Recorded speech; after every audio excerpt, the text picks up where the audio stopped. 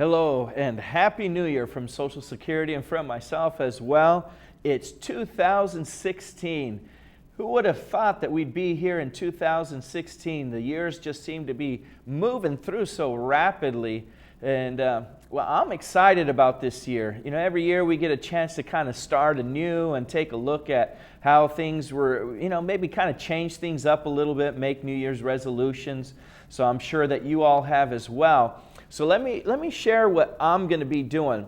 I put a lot of thought into this whole New Year's resolution idea, and here's what I kind of thought.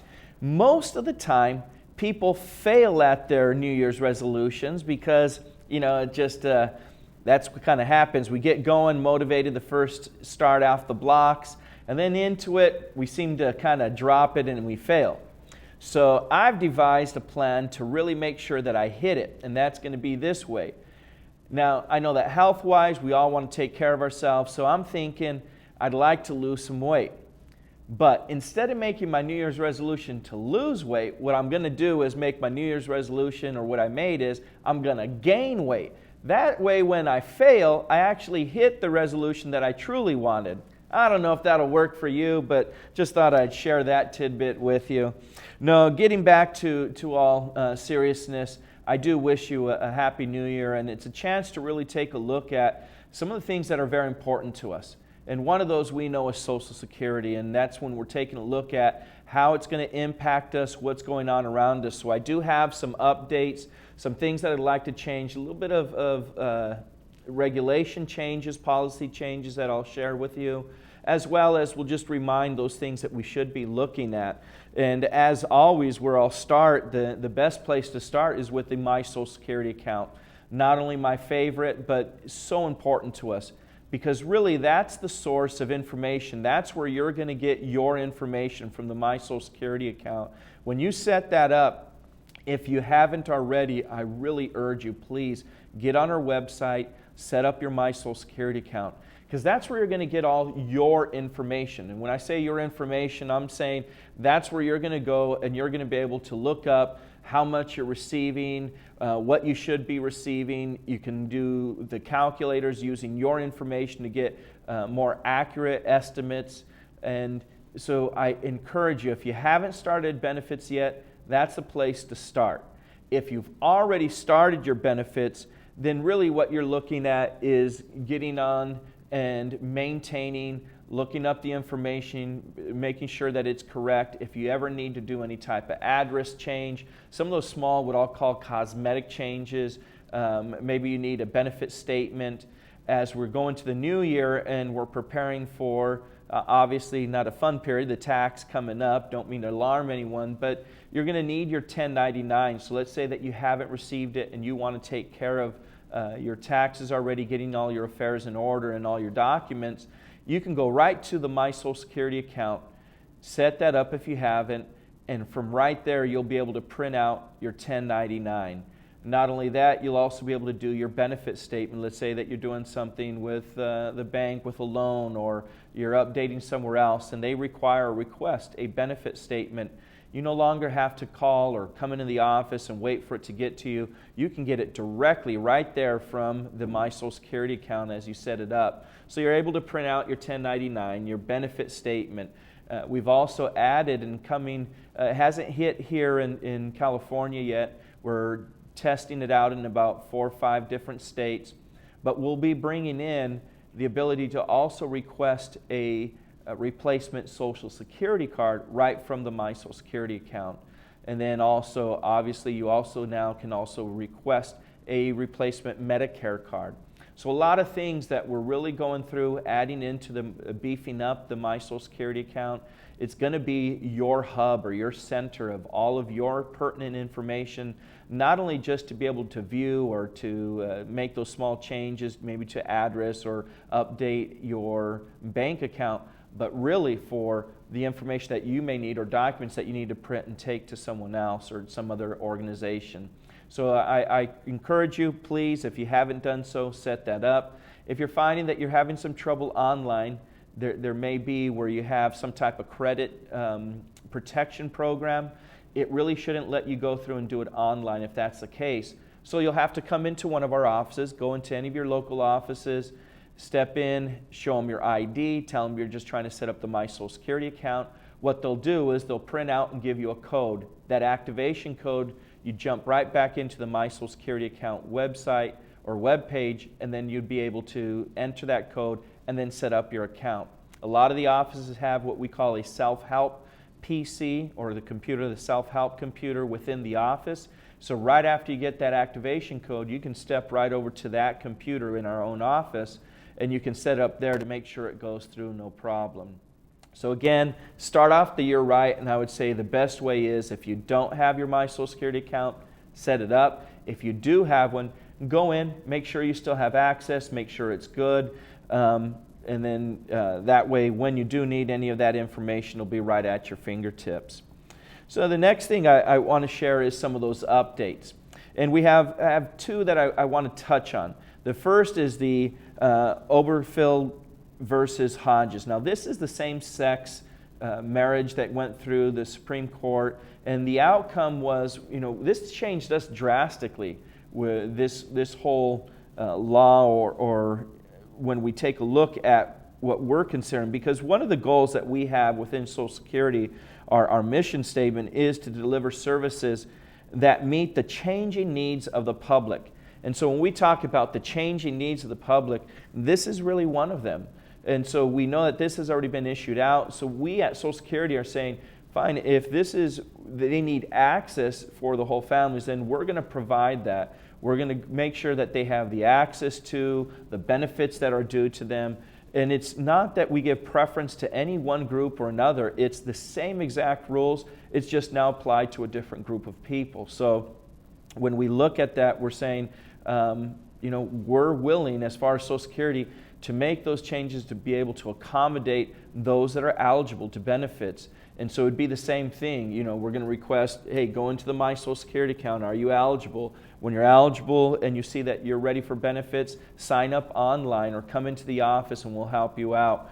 There is no change in what we're doing. We're still presenting and providing really that first-rate type of services. Is our goal, is to give the best service to every individual that comes through our door. No matter what their need is, we're going to take a look at. And if they fall under the criteria, the policy that they're eligible, then those persons we're going to help, whether it's disability, whether it's retirement, whether it's a couple, a single person, no matter what it is. And even though this changes and defines the family a little different, we integrate it into the policy of Social Security, and we're off and moving. Now, the second update or change that has happened recently is that Bipartisan Budget Act of 2015 that was signed into law November of last year, 2015. And this one does change a little bit, and what we call it is this aggressive, or when people are filing, the aggressive filing, or the options that people have. And this is where there's two distinct things within the Bipartisan Budget Act that we're considering, that we take a look at. The first is, we need to determine, is the person going to be able to have what we call restricted filing. Restricted filing. The second point that it covers that will be changed is also on if a person is going to be able to what we call file and suspend. File and suspend. And so let's take the first point before we jump into file and suspend, and I'll talk about that in a second. So let's back up and let's talk about restricted filing. Restricted filing, what that does, or what it gives the person an opportunity to do, is to say, I am now at my full retirement age. And this is the key, full retirement age. If the person is at full retirement age, they have the option at that point to either take their claim on their own benefits, their own record, or they could restrict a application and say, I'd like to only take on my spouse's benefits, on my spouse record, allowing me to my benefits or my record to mature and receive delayed retirement credit and up to age 70. And as the law exists currently, that was all fine, or our policy was, that's fine, you could still do that. It was a loophole in reality. It was never really intended for people to be able to do that, but it was a tool that people used, again, what we call aggressive filing, meaning they used this strategy, and it was a lot of the financial planners put this into place as part of what they would present and encourage people to do. And it was the best of both worlds. While you're waiting for your benefits to grow in the highest possible value, growing 8% per year up to that age 70, so 132% of your original primary insured amount, people would take half of their spouse's benefits. So let's say if your spouse was receiving $2,000 in Social Security benefits, that spouse could receive 50%, $1,000 every month until they then jump back to theirs that maybe switched from $1,500 and added in an extra 32%. So then that person now is close to $2,000 or plus by waiting, but during that whole time they're receiving off of their spouse's record. So when Congress took a look and we saw a very minimal, I believe it was only about 1% that truly used this, but even then, this was never the intent of our policy, so we have now switched it. And so the Bipartisan Budget Act of 2015, in regards to restricting benefits, is now going to be put into place, and this is a way that we're going to implement it. What we're going to do is anyone that has turned 62 as of January 2nd, of this year, 2016, and going forward, meaning if you were born in 1954 from January 2nd or afterward, then that whole restricted or ability to restrict your claim is no longer going to be available to you. So anyone prior, so if you've already turned 62 prior to January 2nd of this year, and you're thinking, why are they saying January 2nd? Well, within Social Security, if your birthday falls on the first of a month, we say that you have attained your age to the month previous, so December. So if you were born on January 1st, your age of attainment for benefits is actually in December. So that's why we say January 2nd. So anyone that turns 62 January 2nd of this year will no longer have that ability. Anyone who has already turned 62, whether you're 62, 63, 64, 65, coming up this year, maybe you're going to be turning 66 and you're at your full retirement age, whatever the case may be, you still can use those restricted filing options. You'll still have the ability to. So I know that there was a little bit of maybe some fright and some concern, and people were running out and saying, I got to do my claim now because I don't want to lose this option. Well, now that we have the implementation and how we're understanding the law and applying it is, again, this way. So if you've already turned 62 prior to January 2nd, you can still use that. That means you can come in at your full retirement age and say, you know what, I'm not going to take my claim. I'm going to restrict it. I'm going to refuse to take my record, and I want to still take my spouse's for the next 4 years or however long, so that I can increase in the delayed retirement credit. You still have that option. Anyone who is born afterwards is what we call deemed filing. That means that you are required to take any claim that you're eligible to, especially required to take your own claim. So when we look at that, you will have to file on your own claim, even if you're at your full retirement age. So that option goes away. So at any point and any time that you're filing for retirement benefits or you're at that age, we will say you have to take your claim first, and then if you're still eligible to apportion off of spouse record, then you can do so. But again, so it changes, is pretty significant when we take a look at it that way. So really, for the next 4 years, there's still going to be people that will be, will be eligible to take their claim and restrict it. But those who are now turning 62 and going forward will no longer have that option. So if you were considering that, if that was part of your plan, if your retirement plan included not taking yours and jumping on a spouse, you understood that whole file and suspend or the restricted and some of those options, please note that you will no longer be able to do that if you, again, are born in 1954, January 2nd, 1954, moving forward.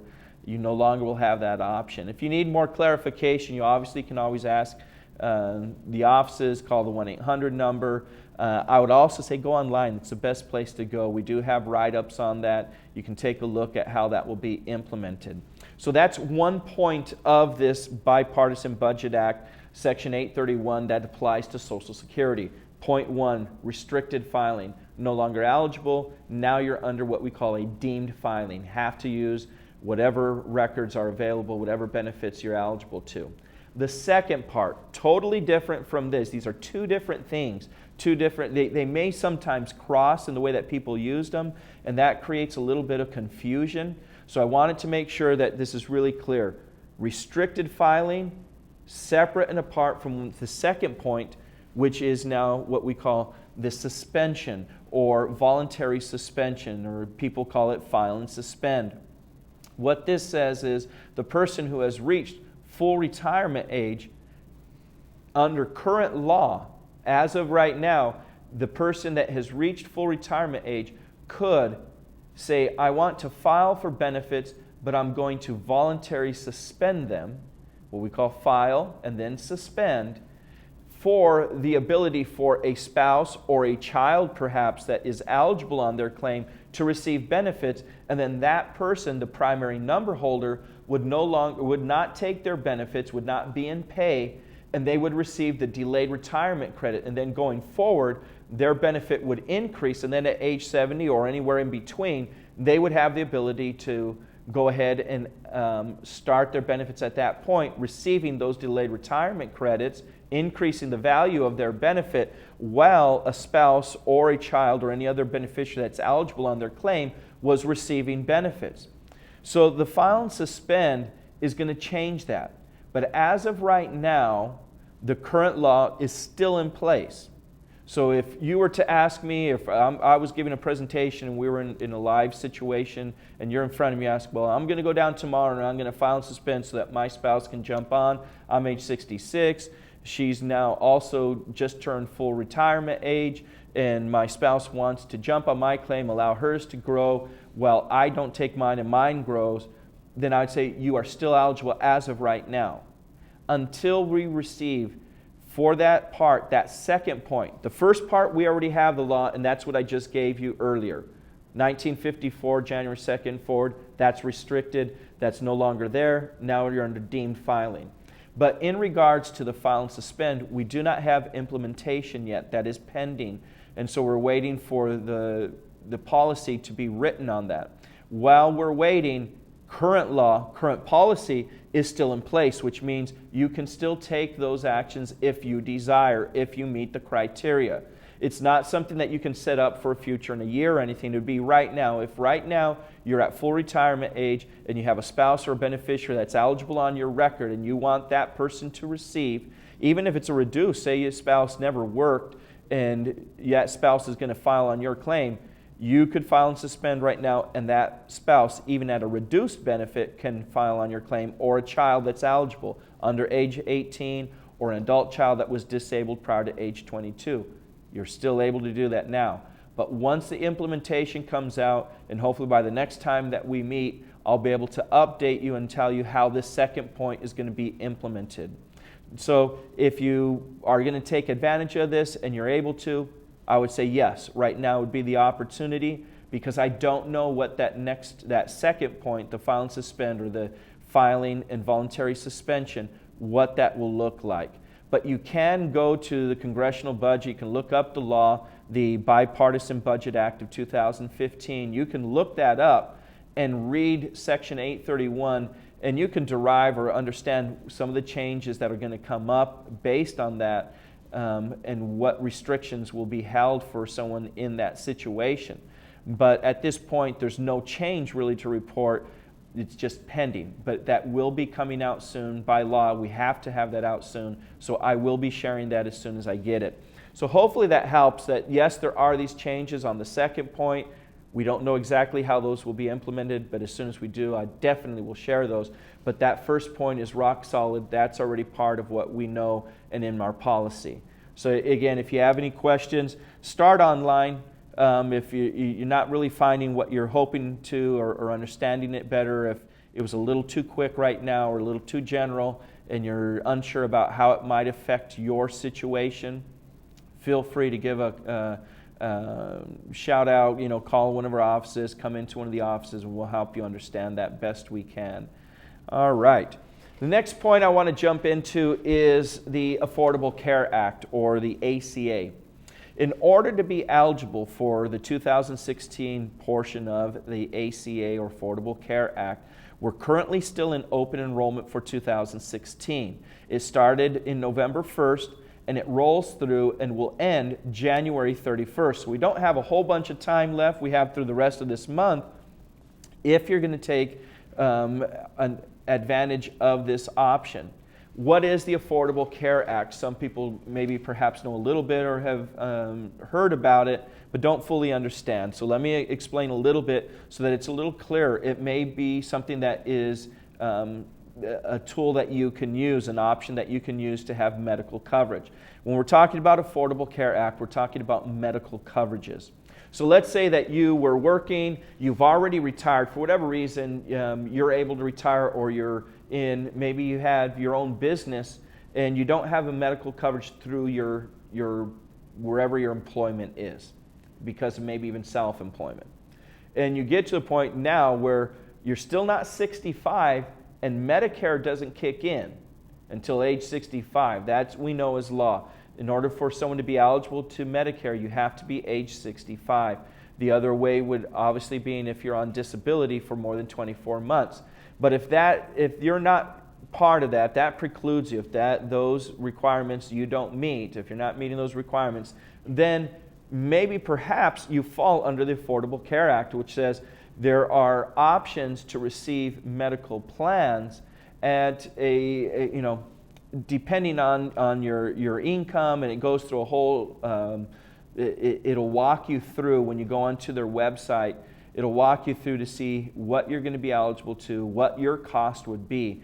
But really what it's doing is providing medical coverage to those that are kind of in that gap, no longer working or don't have coverage through their employer, not yet quite 65, and have those high costs. Not only that, you've also heard that part of this is that if someone does not have medical coverage, then there is a penalty. The first few years it wasn't very much, but if you look at the penalties that are coming up for this year and next, they're substantially have increased. We're talking into potentially thousands of dollars of penalty that you would face when you file your IRS or your taxes. So I really want you to be aware of this option that you have, because it ends January 31st. So the way that you would do that is you would go on to a couple ways you can get there, going through the Medicare website. If you take a look at this next slide, it's the healthcare.gov. If you go to that website there, it'll give you the information that you're looking for in order to how the Affordable Care Act works, all of the information that's there, expanding that low-cost health care to those that potentially do not have the opportunity through an employer, or do not meet the criteria for Medicare, or don't fall under the requirements financially, maybe earn too much or have too much property resource to be included in Medi-Cal or in Medicaid nationally, Medi-Cal here in the state of California. So the good thing about this, and I'll just kind of read a little bit of the highlights, is first that it ends any pre-existing conditions for children. So if you have a precondition already and you're looking for that, you would still be able to enroll. That's the good news, or the good part of it.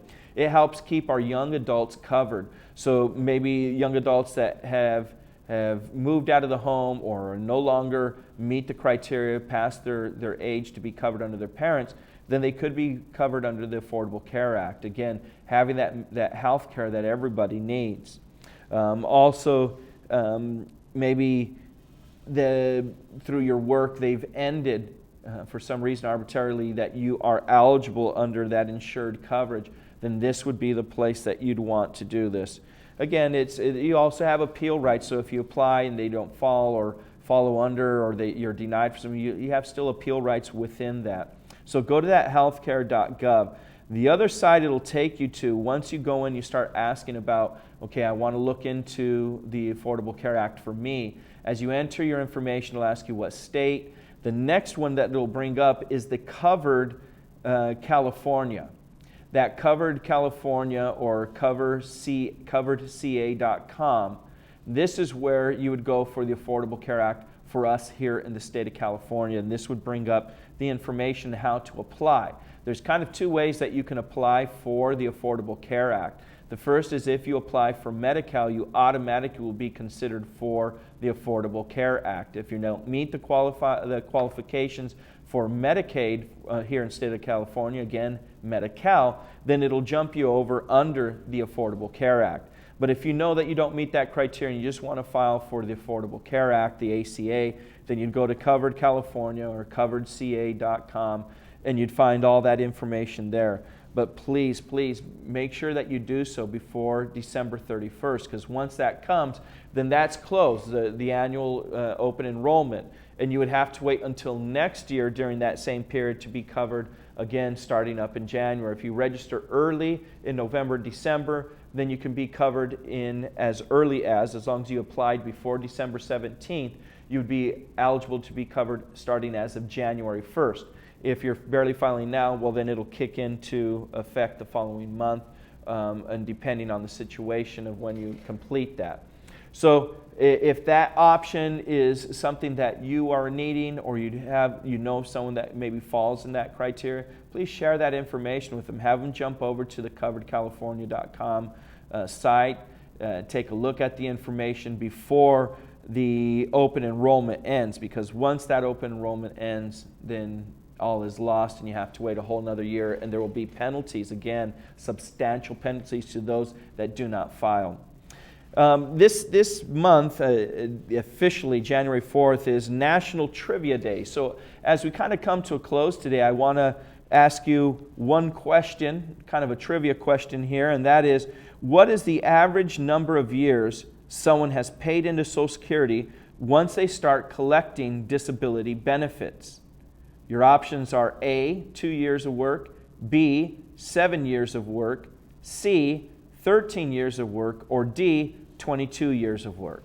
So what do you think? How long do you think the average, not, you may have paid in 30, 40 years, or someone that paid in less, I don't know. But what do you think it is? Well, let me share. It's 22 years worth of work.